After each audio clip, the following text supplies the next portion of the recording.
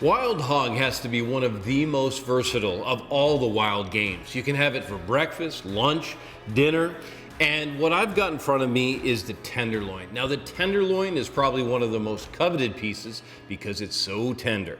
There's not a lot of connective tissue and certainly not a lot of fat. So it means we can add flavor. We're gonna add some sweetness because pork loves sweetness. So I've got pears and shallots. We're gonna make a really great dish.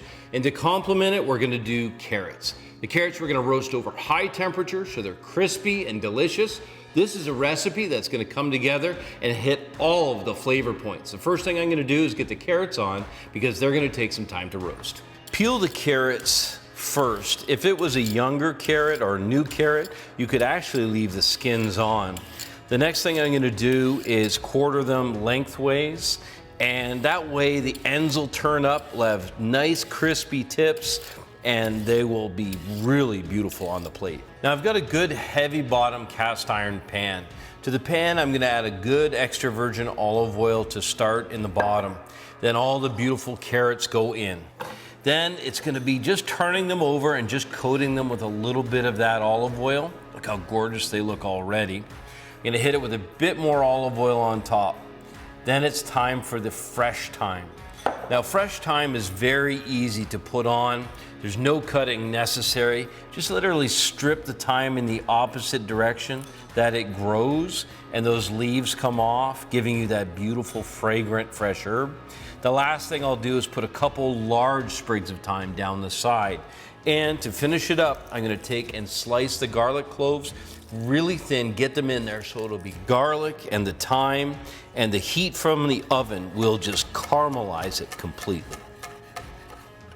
While the tenderloin does not have any fat, it does have a layer of silver skin. Now this is the skin and a layer that goes between the muscles, and all you have to do is just remove just that thin strip. The easiest way to do it is to take a very thin knife, slide it just underneath, pulling up, and then with a sawing motion, go in either direction. This will allow you to take it off. Takes a few minutes, but it's really important to take this off because this will not break down with cooking. It's always important to start with a good hot pan. So I've got this on medium-high heat.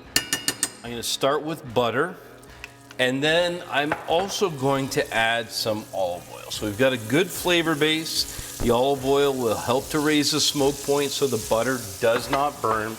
Now, it's important to season in layers. So we're gonna put the fresh ground salt and pepper on this side, and then when I lay this side into the pan, I'll be sure to season the other side as well. Pat that down.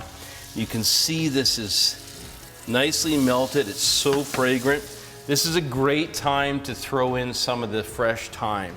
So this is gonna immediately begin to flavor that. You can hear it pop away. Sounds incredible. Now it's time to lay this tenderloin in gently, laying it away from you so it doesn't burn. Don't worry about the length of this.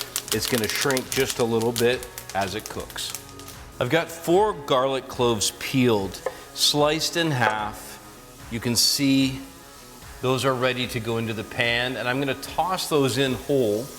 They'll just go in and they'll help to flavor that oil. Now, the shallots are peeled, and I'm just gonna slice them into rings. I wanna make sure they cook fully, but at the same time, these need to caramelize. It's not a long cooking time for the pork loin, so I have to make sure it's going to be fully cooked. Now for the pear. The easiest way to do it is to start by slicing it directly down the middle, so slice it in half. Then I'm using a melon baller just to take the center out. If you don't have a melon baller, you can use a spoon, but the melon baller works really effectively. You can see how easy that comes out. Now it's time, you can decide based on the size of the pear and the variety. That's a pretty big piece there. So I'm gonna take it, I'm gonna slice that. So these will actually be sliced in eighths, and those will go into the pan. I'm gonna finish this prep, and while I do, I'm gonna keep an eye on the pork loin, turning it as I go. That hog smells so incredible, but I just wanna make sure that I get the whole thing colored and get that caramelized flavor developed. After roasting the tenderloin on the stove top for about 10 minutes, you can see that I've colored every side of that. just to make sure that it's evenly cooked and nice and crispy. Now, I'm gonna take that out and set that aside just to rest for a minute. The reason that I did that initially is I want to develop all kinds of flavor in this pan.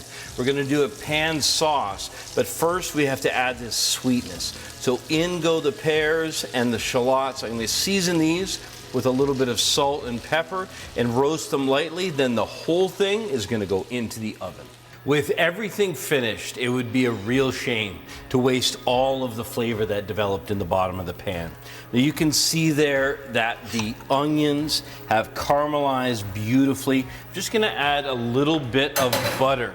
I'm gonna stir that up, add in some flour, and by adding the flour, I'm gonna build a very simple roux. Then I'm gonna deglaze the whole pan with chicken stock. Chicken stock is going to bring richness, but it's also going to pull all these flavors together to give me a really clean sauce that'll be a perfect complement to the pork. Cooked to 160 degrees internal temperature using a probe thermometer, you can see that the color and texture of this pork is exceptional. Just have a look at how beautiful that is. The cooking method keeps it moist and juicy. I'm just going to finish this up, and we have a few last touches for the dish. You can see this dish has turned out just perfectly. We've got the sweetness from those caramelized pears, a beautifully finished hog tenderloin, and the carrots are gorgeous too. Now have a look at this sauce. This is why a pan sauce is so important to work hard on.